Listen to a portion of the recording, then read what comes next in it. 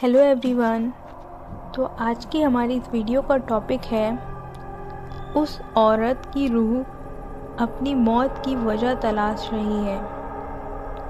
वह अमेरिका की पहली ऐसी औरत थी जिसकी मौत टाइफाइड की वजह से हुई थी, लेकिन वहाँ के लोगों को लगता है कि वह मरी नहीं बल्कि आज भी रूह बनकर उसी अस्पताल में भटकती है जहाँ कभी उसकी मौत हुई थी।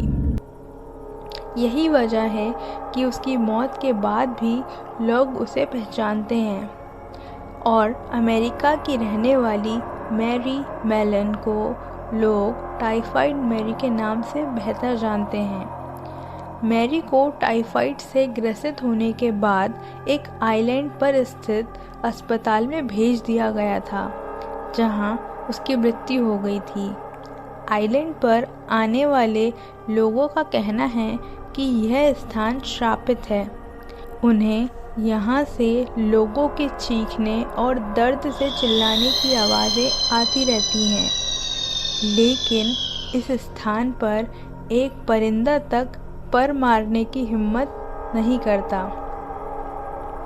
उल्लेखनीय है कि टाइफाइड जैसी घातक बीमारी को वर्ष 1906 में पहचान मिलने लगी थी और वर्ष 1907 में जब स्थानीय स्वास्थ्य कर्मचारी अपने रूटीन शेड्यूल के तहत घर घर जाकर लोगों के स्वास्थ्य की जांच करने गए तो उन्हें मैरी को पहली नज़र में तो फिट ही पाया, लेकिन किसी को ये समझ नहीं आया कि मैरी के शरीर में टाइफाइड घर कर चुका है और जबकि टाइफाइड संक्रमण से फैलने वाली बीमारी है, तो मैरी से होते हुए यह बीमारी उसकी बेटी और जिस घर में मैरी रसोइये के तौर पर काम करती थी उस घर की मालकिन को भी इस बीमारी ने अपनी चपेट में ले लिया था।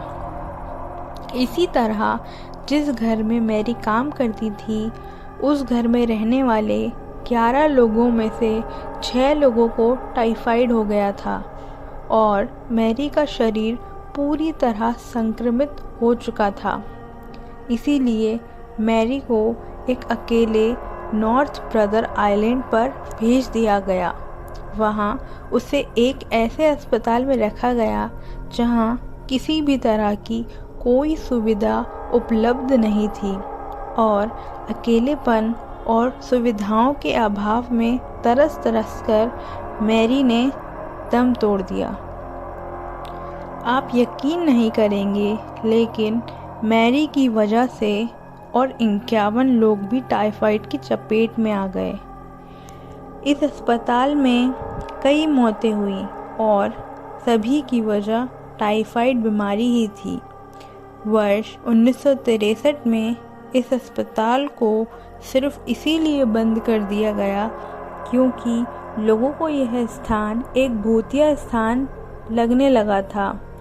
Thank you for watching my story. अगर आपको मेरी वीडियोस देखना अच्छा लगता है तो प्लीज़ मेरे वीडियो को लाइक कीजिए, चैनल को सब्सक्राइब कीजिए ताकि मैं और ऐसी वीडियोस आपके लिए लाती रहूं।